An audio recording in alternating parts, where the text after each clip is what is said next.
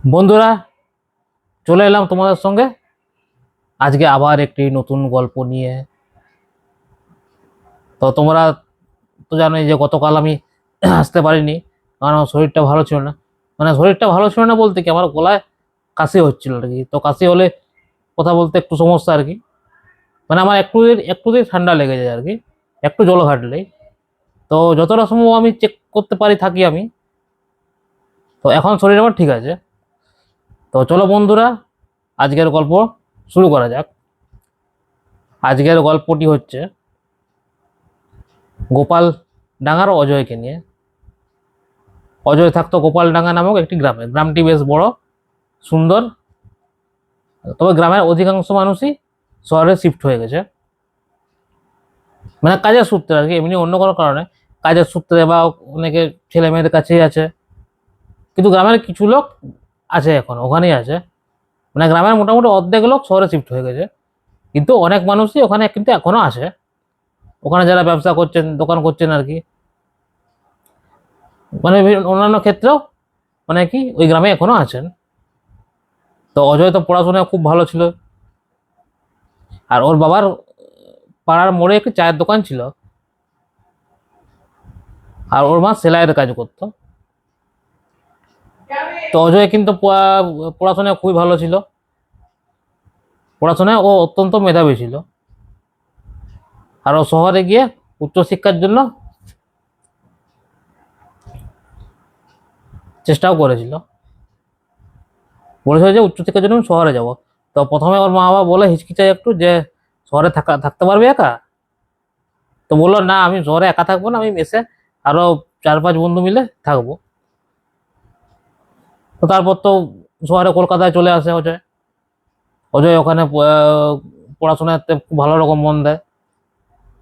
ওর সাথে 3-4 জন আরো বন্ধু থাকে।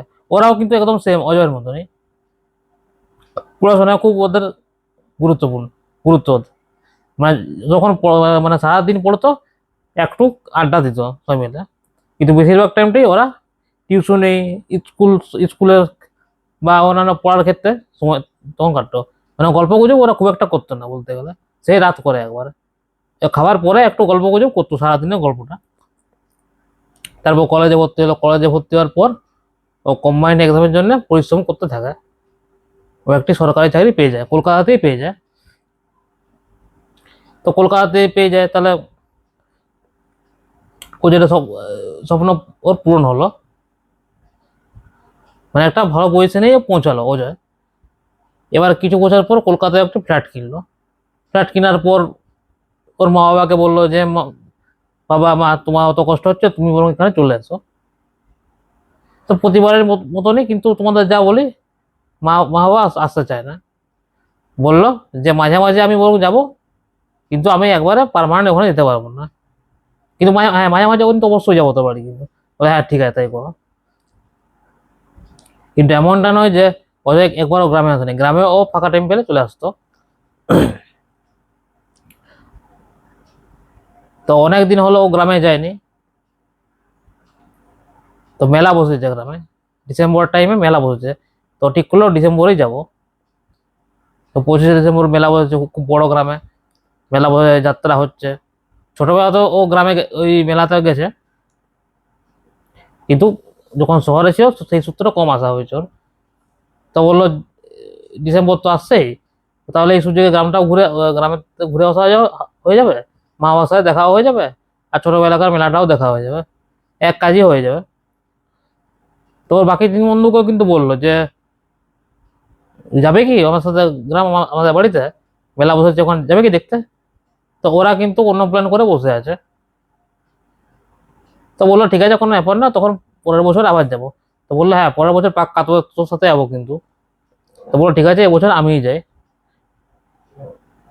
তো ও পরের দিন সকালবেলা ট্রেন ধরলো। ট্রেন ধরে গোপালডাঙ্গা পৌঁছালো। একটু দুপুর দিক হয়ে গেল, 3টে, 3:30 বেজে গেল। আর ডিসেম্বর ঠান্ডা মানে বেশ জমকাও ঠান্ডা, কিন্তু ওদের তাপটা একটু আছে, তাই ও আরাম পাচ্ছে বেশ একটু। তো ওখান থেকে ও গাড়ি ধরলো, টোটো ধরলো, টোটোর থেকে সোজা চলে গেল।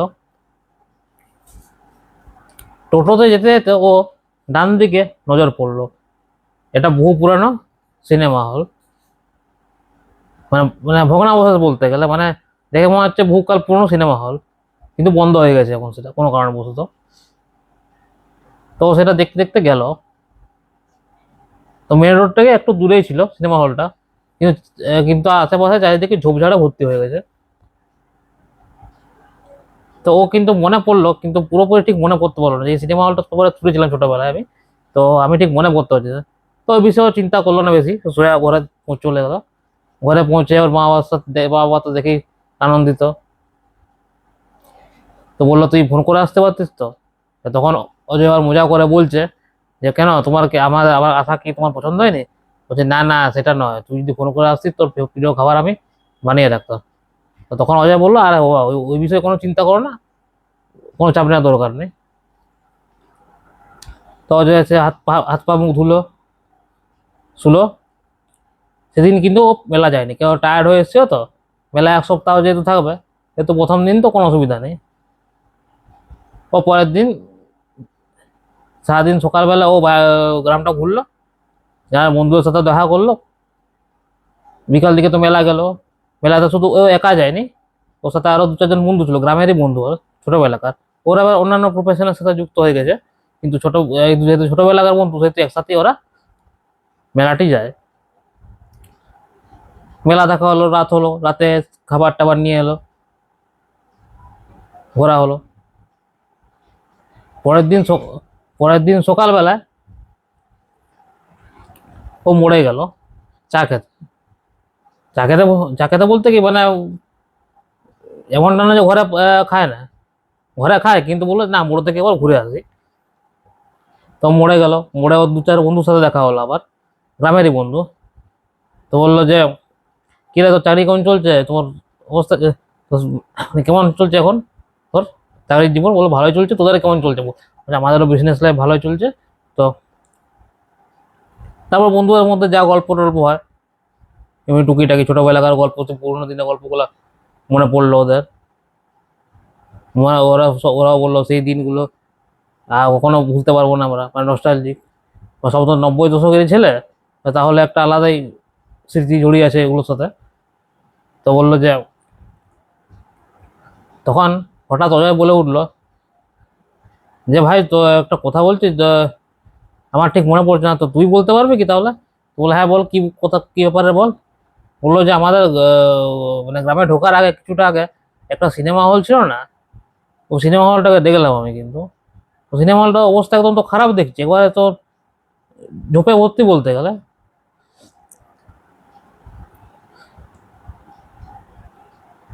তো বললো ও তুই বুঝে গেছিস, তুই তাহলে রূপকথার টকিজের কথা বলছিস হয়তো। রূপকথা টকিজ, তখন নামটা মনে পড়লো, হ্যাঁ হ্যাঁ ঠিক বলছিস, এতক্ষণে মনে পড়লো তুই বললি বলে। তো রূপকথা টকিজ তো আমি ছোটোর থেকেই তো দেখে আসছি বন্ধ এরকম। তো ওটা আবার চালু করার কোনো ব্যবস্থা করেনি। তখন আরেক বন্ধু বলে উঠল, ভাই সাধারণ সিনেমা হল হলে তো চালু করার ব্যবস্থা করবে, ওই ভুতুড়ো সিনেমা হল চালু করতে কে যাবে? তখন হঠাৎ করে অজয় হেসে ফেললো। তখন বাকি বন্ধুরা বুঝলো যে না ভাই তুই শহরের চেয়ে তুই বিশ্বাস করবি না, তো হাতাটা তো স্বাভাবিক, তুই বিশ্বাস করবি না। তখন এই চায়ের দোকানের মালিক হরি কাকা বলে উঠলো যে দেখো দেখো বাবা, তুমি শহুরে ছেলে তাই তুমি হাসছো, কিন্তু তোমাকে আমি একটা কথা বলছি, ওই সিনেমা হলটি মোটেও ভালো নয়। অনেক অনেক বছর পূর্বে ওখানে একটা অ্যাক্সিডেন্টাল ভাবে আগুন ধরে গেছিল, এবং সেই আগুনে বহু লোক পুড়ে কিন্তু মারা যায়। কিন্তু আগুনটা মানে কিভাবে লেগেছিল সেটা কিন্তু রহস্যই রয়ে গেছে। কিন্তু অনেক বাচ্চা বলো, বয়স্ক বলো, মধ্যবয়সী বলো, সবাই কিন্তু অনেকেই নিহত হয়েছিল, কেউ আহত হয়েছিল, অনেকে কিন্তু অনেকেই নিহত হয়েছিল। সেই নিহতদেরই আত্মাগুলি ওই সিনেমা হলের মধ্যে এখনো আছে। ওই সিনেমা হল ছেড়ে এখনো তাদের অতৃপ্ত আত্মা এখনো যেতে পারেনি। সেটা শুনে তো অজয় একটু হাসলো হালকা। তো সেটা কিন্তু হরি কাকা বুঝতে পারলো। তো হরি কাকা বললো যে দেখো বাবা, তোমাকে বোঝানোর দরকার বা বলার দরকার, বললাম কানে নিবে নিবে, না নিবে না নিবে, আমার কি। তখন বললো আরে হরি কাকা রাগ করো না, এই না তো 4 পয়সা, তারপর বন্ধুদের সাথে গল্প করতে করতে ও বাড়ির দিকে রওনা দিল। ও কিন্তু মনে মনে ঠিক করলো যে একবার কিন্তু যাব। তো এক কাজ করি, বাবার কাছে পারমিশন একবার নিই।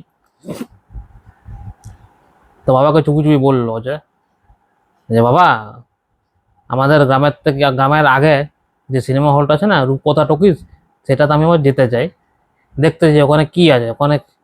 তখন ওর বাবার বুক তো ছ্যাদ করে উঠলো। তো তখন ওর বাবা হাতটা ধরে রেগে বললো, কি বললি, ওইখানে যাবি? তোর কি মরার শখ হয়েছে? তুই কালকেই চলে যাবি শহরে, কালকে তোকে এখানে থেকে কাজ নেই, তুই কালকেই চলে যাবি তুই কলকাতা, তুই একটা বিপদ ঘটাবি মনে হচ্ছে তুই। বলতো তখন ও বললো যে আরে আবার কি হয়েছে বলো না, এখনকার সময় তো এই এখনকার যুগেও তুমি, এই ইন্টারনেটের যুগে, এআই এর যুগেও তুমি এসব বিশ্বাস করো? তখন ওর বাবা বলে উঠলো যে বিশ্বাসের ব্যাপারটা নয় বাবা, যেটা সবাই দেখেছে, এত মানুষ দেখেছে, এত মানুষ বলছে, সে তো আর মিথ্যা হতে পারে না বলো। ওই হলে একটা দুর্ঘটনা ঘটেছিল, হলটি দুর্ঘটনার পর থেকে বন্ধ হয়ে যায়, কিন্তু প্রতি শুক্রবার কিন্তু ওই হল থেকে আওয়াজ আসে, প্রত্যেক শুক্রবার, যেন ওই হলের মধ্যে সিনেমা চলছে আর মানুষও ওখানে সিনেমা দেখছে। প্রতি শুক্রবার সেটা হয় কিন্তু। তখন ওর মাথায় একটা দুষ্টু বুদ্ধি খেললো, যার মাথায়, যে আজকে তো শুক্রবার, তা তো একটা মানে গোল্ডেন চান্স বলতে গেলে, জায়গাতে ওই জায়গাটাতে ঘুরে এসে। তখনও বাহানা করে গরম করে ওর বাবাকে বললো যে না, যাবো না, যাবো না বাবা, তুই চিন্তা করো না, যাবো না আমি। তখন ওর বাবা বলে উঠলো, ফারদার যাবি কিন্তু, বলে দিচ্ছি, খবরদার যাবি। তো বলো বাবা তুমি চিন্তা করো না, যাবো না। কিন্তু মনে মনে প্ল্যান করে রেখেছিল রাতের বেলা ওই সিনেমা হলটার কাছে যাবে। তো রাতের খাওয়া দাওয়া হলো, মোটামুটি 11টা পেরিয়ে গেছে, তখন সবাই ঘুমিয়ে গেছে বাড়িতে, ওর মা বাবা ঘুমিয়ে গেছে। ও কিন্তু, অজয় কিন্তু জেগে আছে। অজয়ের মাথায় সেই বুদ্ধি খেলছে যে রাত আমি একবার গিয়ে দেখবোই ওই সিনেমা হলটার মধ্যে কি আছে, এবং ছোটোর থেকে আমি যা শুনে আসছি, তা কি সত্যি আদৌ না এটা ওটা না কোনো ঘটনা। তো ও এক কাজ করলো কি, একটা লাঠি নিল আর টর্চ নিল, আর পকেটের মোবাইল আছে, কিন্তু একটা ওই নর্মাল টর্চে আরো জোরালো আলো আছে মোবাইলের টর্চের তুলনায়। তো পকেটে মোবাইল, টর্চ আর লাঠি নিয়ে ও বেরিয়ে পড়লো। মোটামুটি 15-20 মিনিট এর মধ্যে ওই সিনেমা হলটার ওই রোডটার কাছে পৌঁছে গেল। রোডটার থেকে একটু ঢুকতে হয় ভিতরে, একটা কাঁচা রাস্তা আছে সাইডে, কাঁচা রাস্তাটা 5-10 মিনিট যাওয়ার পরে হলটা দেখা গেল। মানে হলটা তো বিশাল বড় হল, তাই দূর থেকে হলেও দেখা যায়। দেখা গেল হলটার চারিপাশে যেন ঝোপঝাড় হয়ে গেছে চারিদিকে, মানে মানুষের চিহ্ন পর্যন্ত নেই এখানে আর, ঝোপঝাড় হয়ে গেছে চারিদিকে, ফেটে ফেটে ওখান থেকে গাছ জন্মেছে, সে পরিত্যক্ত ভুতুড়ে বাড়ি যেরকম হয় ঠিক সেই রকম। ওরকম করে হলটির ভিতরে ঢুকলো। হলটি তালা দেওয়া ছিল। তো কোনো করে তালাটি ভেঙে হলে প্রবেশ করলো। এগুলো বিশাল বড় রুম, তারপর প্রজেক্টর দিয়ে যেখানে সিনেমা দেখানো হয়, ও দেখলো চারিদিকে চামচিকে ঘুরে বেড়াচ্ছে আর ফাঁকা। ও কিন্তু ঢোকার পর কিন্তু একটু গা ছমছম করলো। ও এমনিতে কিন্তু ভূত বিশ্বাস করতো না, ডান পিঠে টাইপের ছিল, কিন্তু জায়গাটার পরিস্থিতি দেখে ওর গায়ে একটু ছমছম করতে শুরু করলো। ও তখন মনে করলো যে আমি একে শুক্রবারে বললো যে এই ঘটনা ঘটে, তো শুক্রবারে আজকের দিনে এসে তো কোনো বড় বিপদ করে ফেললাম না তো। তো মনে একটু ভয় পেতে লাগলো। তো তার মধ্যে ও কোনো করে নিজেকে সামলে ও ঠিক করলো যে ভূত ফুত বলে কিছু হয় না। ও তখন এদিক ওদিক ঘুরতে শুরু করলো টর্চ জ্বালিয়ে। হঠাৎ করে ওর টর্চটা গেল খারাপ হয়, আর কাকতালীয় ভাবে মোবাইলেরও ওর মোবাইলটাও গোলমাল করতে শুরু করে দিয়েছে। মানে সময় খারাপ যখন থাকে তখন কাছের জিনিসগুলো কাজ করে না, তখন টর্চটাও গেল না খারাপ হয়, মোবাইলও কোনো কাজ করছে না। এবার তো প্রচন্ড ভয় পেয়েছে যে এভাবে এবারে কি করে বাইরে বেরাবো। হঠাৎ করে ও দেখতে পেলো প্রজেক্টরটা চালু হলো। প্রজেক্টরটা চালু হওয়ার পর ও দেখতে পেলো সোজা ওই যেখানে, মানে সোজা ও পর্দার দিকে তাকাতে শুরু করলো। পর্দাতে তাকে একটা অদ্ভুত দৃশ্য দেখতে পেলো। ওই সিনেমার হলটারই দৃশ্য দেখতে পেলো। দেখলো সবাই সিনেমা দেখছে, হাততালি দিচ্ছে, পুরোনো টাইপের সিনেমা হচ্ছে। তো যা দেখে মনে হয় ছবিটি 50 কি 60-এর দশকের, মানে ব্ল্যাক অ্যান্ড হোয়াইট বলতে গেলে। তো সবাই ছবি দেখছে, হাততালি দিচ্ছে, সিঁড়ি দিচ্ছে। হঠাৎ করে একটা কোথার থেকে হট করে আগুন ধরে গেল। আগুনটা ধরার পর সবাই হই হাই করে এদিক ওদিক ছুটে পালানোর চেষ্টা করলো। সেটা কিন্তু অজয় কিন্তু ওই প্রজেক্টরে, ওই সিনেমা হলের ছবিতে দেখতে পাচ্ছিল সব কিছু। সব এদিক ওদিক হাহাকার করছে, কেউ কেউ ওকে পিছিয়ে দিয়ে চলে যাচ্ছে, কেউ মানে অনেকে পড়ে গেছে তো ওর উপর পিছিয়ে দিয়ে চলে যাচ্ছে। আগুন ধরেছে যেহেতু, সে তো প্রাণে বাঁচতে গেলে তো তাড়াতাড়ি বেরোতেই হবে। তখন দেখলো অনেক বাচ্চা ছেলে কাঁদতে শুরু করলো, হাহাকার করতে শুরু করলো, অনেক মানুষই হাহাকার করতে শুরু করলো। সেই সেই দৃশ্য দেখতে দেখতে ও গায়ের ভিতর একদম মানে গাটা পুরো ঠান্ডা হয়ে যায় ওর। তারপর হঠাৎ করে পিছন দিকে তাকিয়ে দেখে ওই যে ভাঙা সিটগুলো ছিল, যেগুলো বহু পুরনো সিট, সেই সিট থেকে দেখলো হঠাৎ অনেকগুলো ছায়ামূর্তি ওখান থেকে বসে পড়লো। ওখানে বসে হাততালি দিতে শুরু করলো। কতগুলো বাচ্চা ছেলে মেয়ের দেখলো ওর সামনে এসে ঘুরছে। কিন্তু কিন্তু এটা কিন্তু ও বুঝতে অসুবিধা হলো না, এরা কোনো সাধারণ মানুষ নয় এগুলো, মানে এরা মানুষই নয়, এরা এরা হচ্ছে সেই প্রেতাত্মা, সেই বহুকাল আগে দুর্ঘটনা ঘটে যাওয়া তাদেরই আত্মাগুলো এগুলো। এবার ও এইসব দৃশ্য দেখে তো মানে প্রচন্ড, মানে কি করবে খুঁজে পাচ্ছে না আর কি। ওর পা যেন অসাড় হয়ে গেছে, কাজ করছে না পা হাত পা। কোনো রকম করে ও সমস্ত দম নিয়ে ও গেটের দিকে দৌড়ালো, ছুট দিল। ওরকম করে হাতাড়ে হাতাড়ে গেটের দিকে ছুট দিল। ছুট দেওয়ার পর কোনো রকম করে সোজা, মানে ওর পায়ে চোটও লেগেছে, সোজা একবারে ঘরে এসে তো ওর মা আবার দেখলো জেগে গেছে। প্রচন্ড বোকা খায় অজয়। তারপর অজয় অনেক কাকুতি মিনতি করার পর ওর বাবা মাও ক্ষমা করলো, যে মা বললো যে ভুল হয়ে গিয়ে ছেড়ে দাও, আর করবে না কোনোদিন।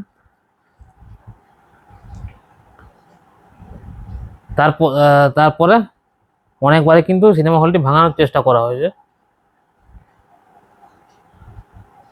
কিন্তু কোনো না কোনো বারে বাধা এসছে। কিন্তু ফাইনালি মানে একজন বিল্ডার এসে ওই সিনেমা হলটি ভেঙে দিল। সিনেমা হলটি ভেঙে দেওয়ার পর ওখানে একটা বড়, মানে কি বলবো, বড় একটা শোরুম তৈরি করে ওই জায়গাটা। কিন্তু সেই শোরুমটি তো, কিন্তু সেই শোরুমেও নানা অতি প্রাকৃতিক ঘটনা ঘটতে থাকে। মানে রাতের বেলা হলে ওই শোরুমটাই কেউ থাকতে চায় না।